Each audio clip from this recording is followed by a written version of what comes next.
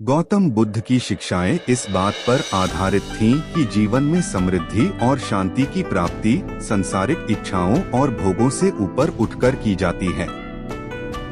उनके अनुसार आत्मनियंत्रण, मानसिक शांति और सही आचार व्यवहार ही मनुष्य को स्थायी सुख की ओर ले जा सकते हैं। गौतम बुद्ध ने सेक्स और कामुकता के बारे में अपने उपदेशों में बहुत सावधानी बरती। उनका मानना था कि सांसारिक सुखों में लिप्त होना व्यक्ति को दुख और बंधन में बांधता है। वे यह सिखाते थे कि संतोष और संयम ही व्यक्ति को मानसिक शांति और मुक्ति की ओर ले जाते हैं। गौतम बुद्ध ने जीवन के समग्र दृष्टिकोण को समझाते हुए कहा कि काम और भोग की इच्छाओं से मुक्ति प्राप्त करना चाहिए, क्योंकि ये इच्छाएं केवल दुख का कारण बनती हैं।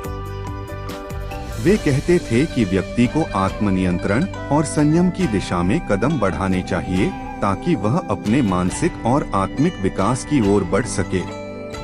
इस प्रकार गौतम बुद्ध ने सेक्स को संयम और विवेक के साथ देखे जाने की सलाह दी और किसी भी प्रकार की अति की निंदा की। गौतम बुद्ध के उपदेशों में उन्होंने मनुष्य के शारीरिक और मानसिक इच्छाओं को संयमित करने की महत्वपूर्ण बातें कही हैं।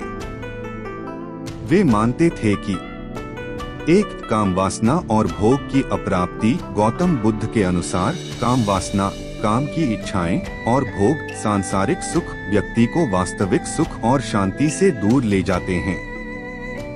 उन्होंने उपदेश दिया कि अगर कोई इन इच्छाओं में अधिक लिप्त रहेगा तो वह मानसिक पीड़ा और उलझनों में फंस जाएगा।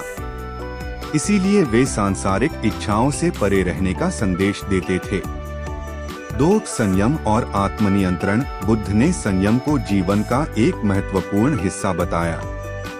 उन्होंने यह बताया कि शारीरिक इच्छाओं पर नियंत्रण रखना और मानसिक शांति की ओर बढ़ना ही आत्मज्ञान की ओर पहला कदम है। इस तरह के आत्मनियंत्रण से ही व्यक्ति को अपने भीतर की संतुलन और शांति मिलती है। 3, निर्वाण की ओर मार्ग। बुद्ध ने यह बताया कि जब मनुष्य अपनी इच्छाओं को छोड़ देता है तो वह दुख से मुक्त होता है और निर्वाण की प्राप्ति कर सकता है। निर्वाण एक ऐसी अवस्था है जिसमें व्यक्ति सभी इच्छाओं, द्वंद्वों और दुखों से मुक्त हो जाता है और उसे आंतरिक शांति मिलती है। 4, काम और धर्म का संतुलन। हालांकि बुद्ध ने भोग विलास की निंदा की, लेकिन उन्होंने यह भी कहा कि जीवन में सुख और दुख के बीच संतुलन बनाए रखना जरूरी है। एक व्यक्ति को अपनी शारीरिक आवश्यकताओं को पूरा करते हुए अपने मानसिक और आध्यात्मिक विकास की ओर भी ध्यान देना चाहिए। कुल मिलाकर गौतम बुद्ध का दृष्टिकोण यह था कि सांसारिक इच्छाओं और भोगों में उलझने के बजाय आत्मनियंत्रण और शांति की ओर ध्यान केंद्रित करना चाहिए, ताकि अंततः व्यक्ति को मानसिक और आध्यात्मिक मुक्ति मिल सके। गौतम बुद्ध ने अपनी शिक्षाओं में जो कुछ और कहा वह जीवन की मूल समस्याओं और उनके समाधान पर आधारित था। यहाँ कुछ और महत्वपूर्ण पहलू हैं जिन पर उन्होंने विशेष ध्यान दिया। 1, 4 आर्य सत्य। दुहक का अस्तित्व। बुद्ध ने यह कहा कि जीवन में दुहक और पीड़ा अवश्यंभावी हैं। ये शारीरिक, मानसिक और भावनात्मक रूप से हो सकते हैं।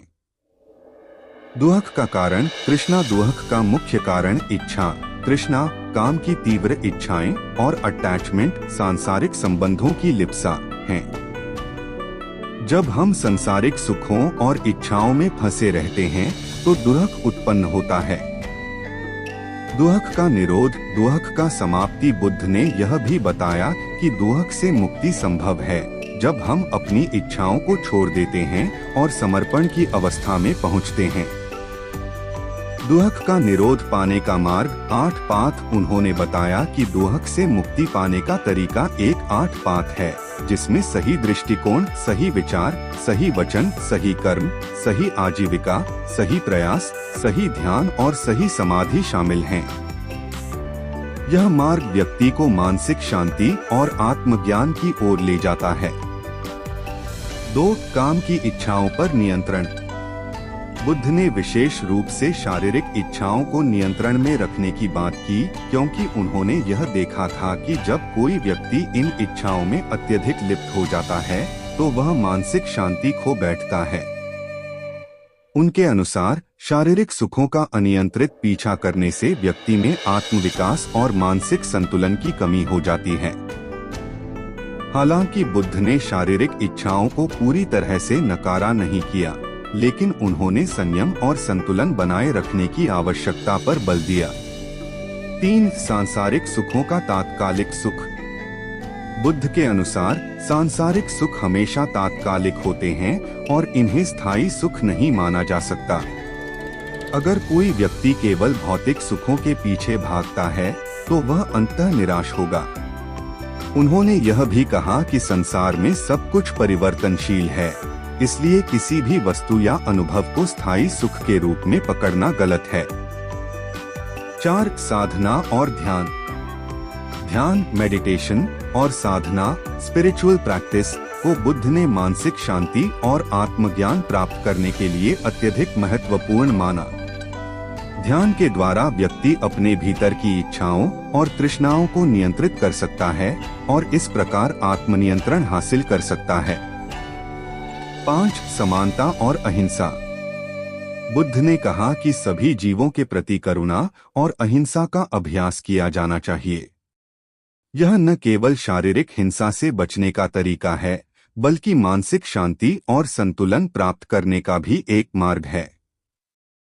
अहिंसा के सिद्धांत के अंतर्गत बुद्ध ने शारीरिक, मानसिक और वचन से हिंसा से